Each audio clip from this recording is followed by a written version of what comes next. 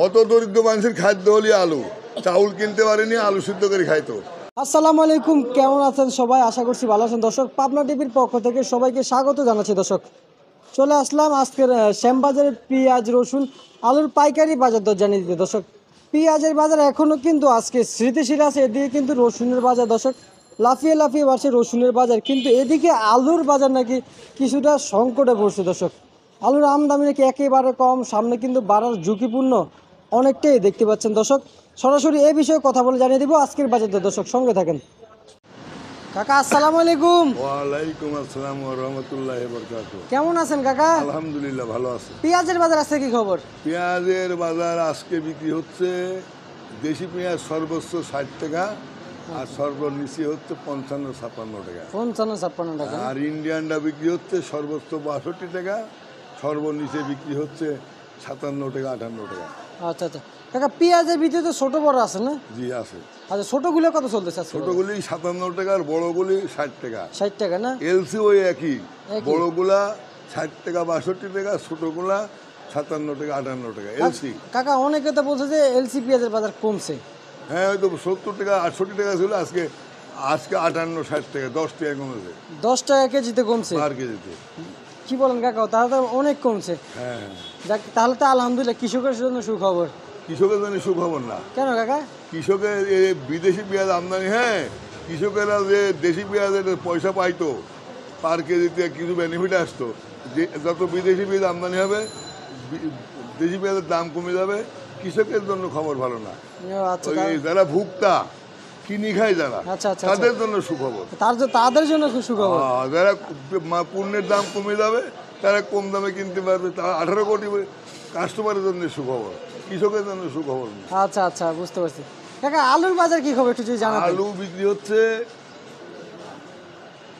কত করে চলছে এগুলা? আলু আজকে বিক্রি হলো 42 টাকা থেকে 45 টাকা। 42 থেকে 45 টাকা। কাকা অনেকে জানিয়েছেন যে রাজশাহীর আলুটার নাকি দাম একটু বৃদ্ধি পাইছে। আর রাজশাহীর আলু সবচেয়ে বাংলাদেশের বেস্ট আলু, বেস্ট কোয়ালিটি সম্পূর্ণ আলু হলি রাজশাহী।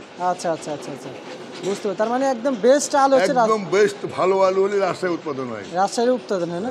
আচ্ছা আচ্ছা। আর মুন্সিগঞ্জের নাকি কিরকম? মুন্সিগঞ্জ তার অনেক পরে, রাজশাহীর পরে রংপুর, দিনাজপুর, জয়পুরহাট, তারপরে হলে মুন্সিগঞ্জ, তারপরে মুন্সিগঞ্জ। কোয়ালিটি এত নিয়ম। আচ্ছা আচ্ছা আচ্ছা, বুঝতে পারছি। কাকা এই যে হলুদ বস্তা কত দিচ্ছেন কাকা? এটা 43 টাকা বিক্রি হচ্ছে কাকা। 43 টাকা আজকের বাজারে বিক্রি হয়েছে দর্শক।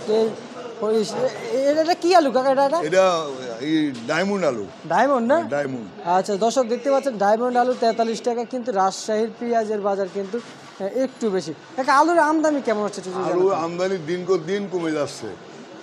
আলু দিন আমদানি কমে যাচ্ছে, বাজারও বাড়ি যাচ্ছে, আস্তে আস্তে বাড়তেছে। বাৎসরিক চাহিদা 1,12,00,000 টন আলু বাংলাদেশে উৎপাদন হয়েছে 90 লাখ টন। 90 লাখ টন? হ্যাঁ, 20-22 লাখ টন উৎপাদনে ঘাটতি।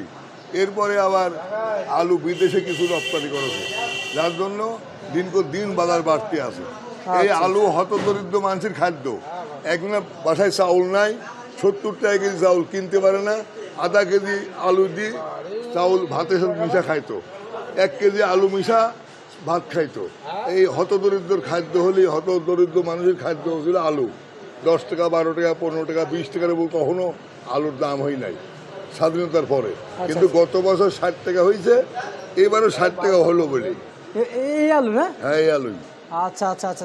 হতদরিদ্র মানুষের খাদ্য হলে আলু। চাউল কিনতে পারেনি, আলু সিদ্ধ করে খাইতো, সেই আলুর কেজি এখন 50 টাকা 60 টাকা হয়ে দর্শক যায়। আপনাদের মাঝে দর্শক দেখতে পাচ্ছেন কাকা কি কথাটা বলে আপনাদের জন্য দর্শক। এই যে কাকা রসুনের বাজার যদি আমাদেরকে যদি একটু জানাতেন কাকা। রসুন 180 টাকা, ওইটা দেশি রসুন না? দেশি রসুন না কাকা? চায়নার বাজার হঠাৎ এত ঊর্ধ্বগতি হয়ে গেল চায়নার বাজার। চায়না আগে ছিল $1350 1 টন মাল, বর্তমানে $1510 হয়ে গেছে চায়নার বাজার। আচ্ছা আচ্ছা, এখানে বাজার চায়নার রসুনের কেজি 190 টাকা থেকে 200 টাকা।